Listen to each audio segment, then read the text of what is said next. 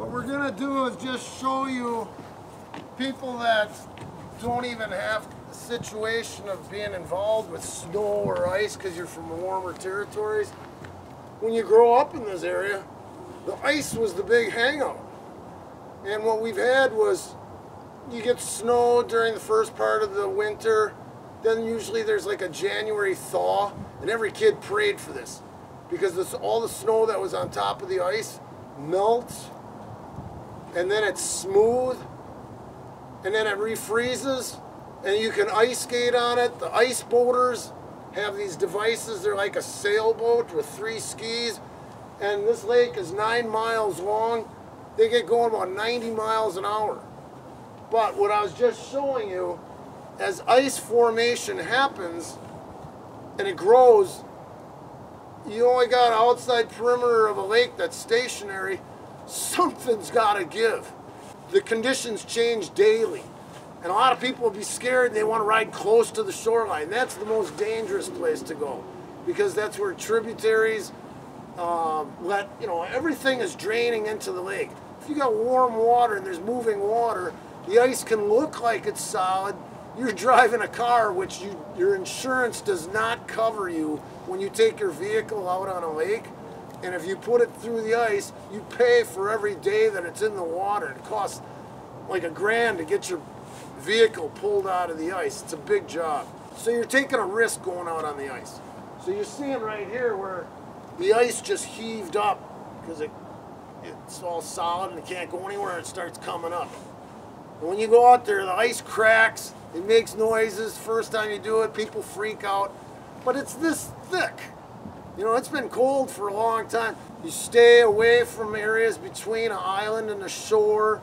You just stay in the middle of the lake, and you drive over other people's tracks is the smartest thing, because you know if they did it, you could do it. So during the winter time, you know, the weekends are always bash, and there's guys that have ice shanties out on the lake, and it's just like having a house out on the lake. Everybody goes there. If you know somebody that's got one, it's a place to go in there. There's a pot-bellied stove. You can stay warm. You got these tip-ups that go up when fish are biting on it. They have jamborees. Who can catch the most fish? And people donate stuff, and there's raffles. It's a good time. They have them on different lakes all over Wisconsin. Every weekend, these guys will travel from one to the next. My buddy had a brand new Toyota pickup truck when they were little, and he's following behind a Ford F-250.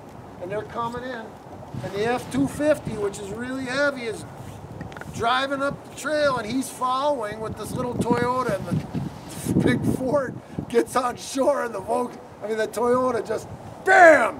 And usually when the ice breaks, you don't just go down all at the same time. There's a hole that breaks, and your front end stops stops dead. The whole front end of his brand new Toyota was smashed, and then they had to make a tripod and pay for a tow truck to get it up, and he had to go in there to hook it. The guys that come to tow it don't go in there to hook it up. You gotta go in the freezing cold water and hook up the chain. A lot of times people think, oh, I'm gonna wear my seatbelts and be safe. Everything is the opposite. When you go out on the lake, you do not want to have seatbelts on. You want to be ready. You want to what'll happen is if you crash through and water's trying to get in, it's got so much pressure, you can't even roll it down. So you always got to have your window a little cracked down, and the water's going to be trying to come in. You take a good breath of air, and then, because this thing's going to be sinking fast, you got to try getting out, and hopefully you don't get caught on anything. First thing is survival, getting up to the top. Forget about the truck. Then you got to stay warm. You got to find some place to get out of that freezing cold clothing, and everybody helps out. When something like this happens, you could not even know somebody, and they'd bring you into your house and keep you warm. When you're going, you got to take a good deep breath of air, because you're going to have to go up and follow the bubbles. A lot of times it's dark. People get trapped under the ice and can't even follow. You'd think, oh, it made a giant hole. Well, a lot of times you go forward, underneath, and then they come up and they panic, and you got to try to find better sunlight. You know, look, you got to stay calm. For one thing, I've had friends that were big, tough dudes that died, and you're like, what the hell was he doing? And there were witnesses, you know, they fell through with their snowmobiles.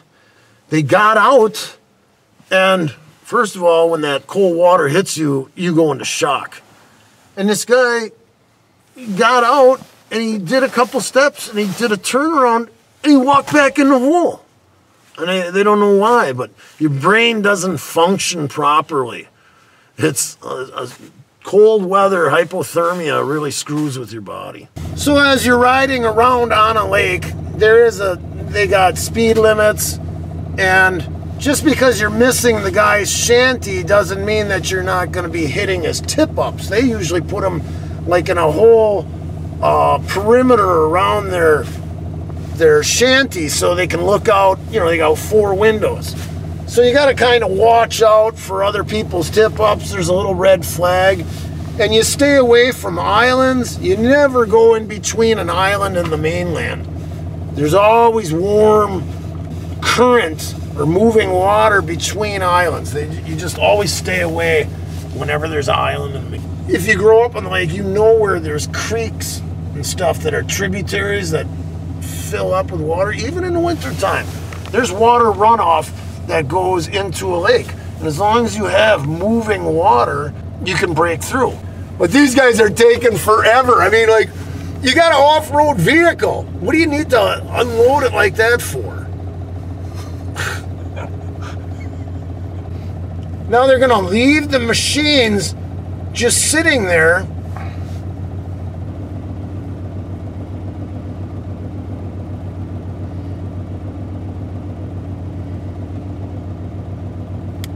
The beautiful days that you'll have out on the frozen lake is when it's like 32 degrees, no wind, bright sun.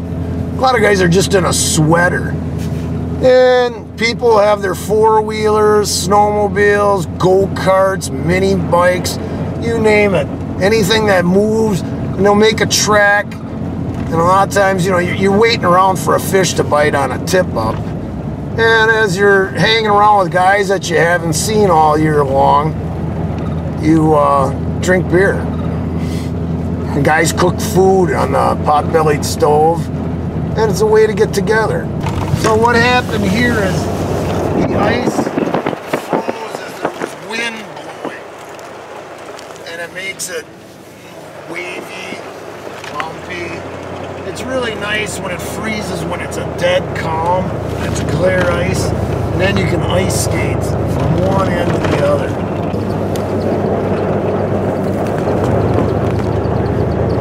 We'd have parties out in the middle of winter out here, you know, with somebody's shanty, and then one of my friends owned the bowling alley, so we always had access to beer and stuff. So when you're a teenager, just getting a hold of some beer was a party. What people use to make a hole in the ice. It's called the auger. This is one-man power, and I'm a shot, worn-out man. When you get more serious about it, they have them with a motor on it, 2-stroke motor, and you just, you'll hear them going off all the time, guys. It's a 2-cycle, like a chainsaw engine. It's going, and then when you break through, then you pull up and all the slush comes out. Then you got to have a scooper and you get all the slush out of the way. Then you got to put a minnow on your tip up, figure out the depth. You always have a weight, and you drop it down, figure out where the bottom was, and then you put a weight on the line and it hits bottom, and you give it like about a foot off the bottom of the lake, and then your minnow just is swimming, and you're hoping a muskie's going to go by and be hungry and snap it, and then when you see that flag pop up, everybody runs, you know, tip up, and it's exciting. But if you don't have, he says this is 25 years old and it's never been sharpened, just to get it started, you're going to be sitting here a spell, and guess what? This is for a tall guy. It's 35 years old too. I know guys that have taken them and they put shims on them to make more of a wedge. And if you had a pointer with it, like a wood screw, it would keep you centered.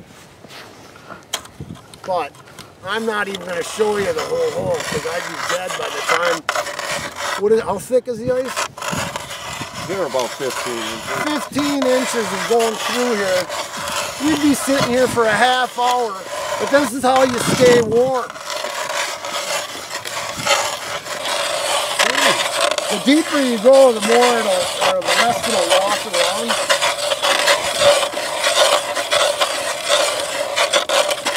So at least we're putting more pressure on it. You can see how more ice is coming up. This thing is bullshit. Let's see you do it. Once the blue is gone, then it's about through. You can see my foot's down this deep already. You guys are almost there.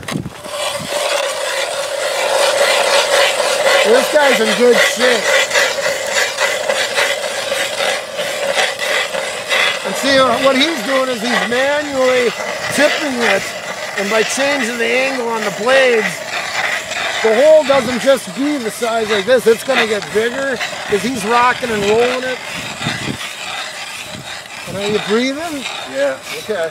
It's just like running. You got to breathe. Some guys forget about breathing and they run out of air because you're trying to tighten up as much as you can. We did this when we were kids. As soon as you're old enough to be able to buy one as a motor. I'm not going to start buying a motor. Okay, now watch this. You'll pull all the... Okay, go down it again. Keep going up and down. I'll get my ladle. So this is another thing. All day long, these guys will be clearing these holes so it's easier to get their minnow down. As they're tapping out this slush, they make a pile. One time I was going about 70 miles an hour across the lake and I hit a mound that somebody must have been ice fishing for days. And I was going like 70 miles an hour horizontal, and the next second I was 70 miles an hour going vertical. And I was like, I had the windshield up to my face and I was starting to come backward, but yeah, you know, I said like, oh shit, you know, like 3 times. And when I came down, these new snowmobiles are so nice, it just came down, bam! And I just handled it.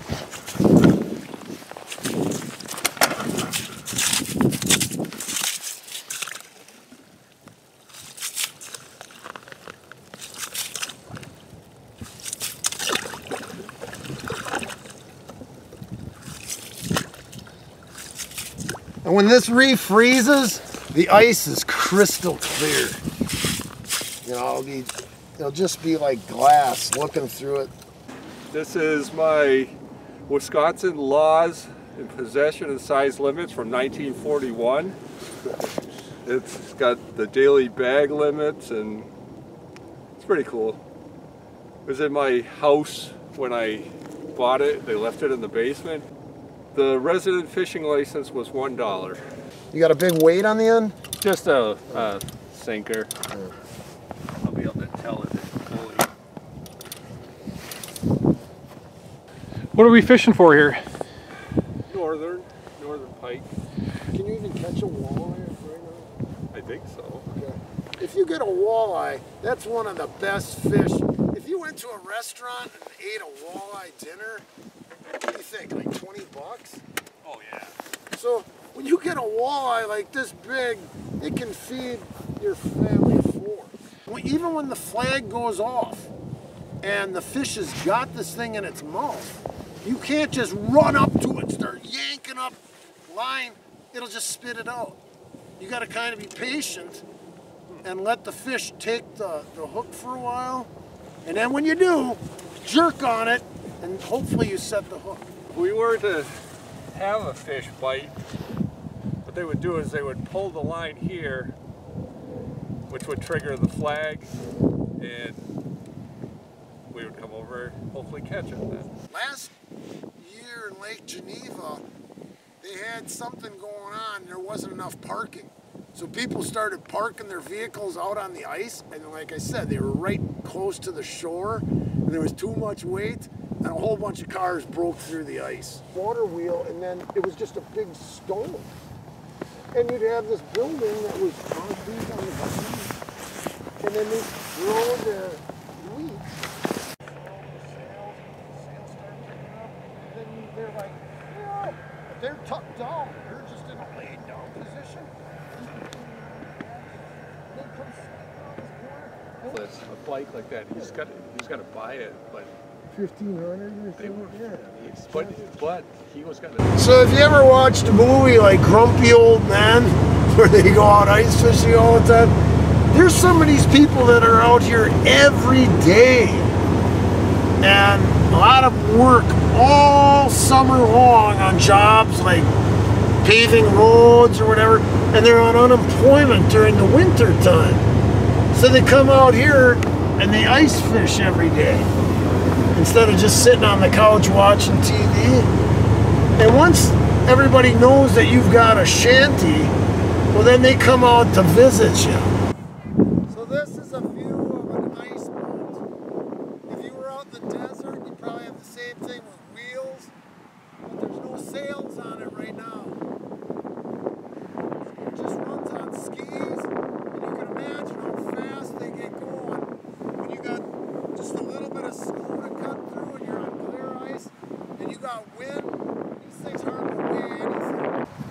So the guy sits in here in like trying to stay aerodynamic. You're in a laid down position, and you get beat to hell. I mean, you're bouncing over choppy ice, and he's got to work the sails to try to constantly catch the most amount of air, and you got a rudder. It just turns the front ski. The back ones are fixed. So you can imagine when we were little kids, we'd end up saying, hey, we'll push you until you catch air. And then we'd be hanging on to this thing. And we're only like 12 years old, but they'd be going like 70 miles an hour. And then all of a sudden you'd hit something, and instead of wiping out, you'd land on the axle, and they'd feel that. And they're like, get off! And we're like, well, how do you get off at 70 miles an hour? You were lucky if you could just get back on your skis, and your legs are going up and down, and then you'd be going like, get off, and then you try to push away, and no way could you ice skate. You know, you're down like this, and all of a sudden tumble and roll, and when you're a kid, you can wipe out and you didn't even get hurt. Now this is just a little one. Some of them are really big. The bigger they are, the more sail. But it's one of them deals, just like if you had a little Honda Civic or you were going against a Monte Carlo with a 502 in it. The bigger they are, they can catch more wind with a bigger sail, but it's just more weight to contend with. So they only get to use these things a couple times. You work during the week. If you're lucky and it's a weekend and it's windy out and you got the conditions on the ice, if there's snow this high, you ain't running an ice boat. But if you are lucky, like after January, and you have the whole thaw and all the snow melts and you're down to this, then it works. So you can see the county works truck plowing. You can realize how all the land is higher and water runoff is ridiculous. So you can imagine all the salt that must come off the road and go back into the lake. Get some fresh air, but we didn't catch a fish. They're still sitting here, never got a bite. And you get cold, and finally we're calling it quits.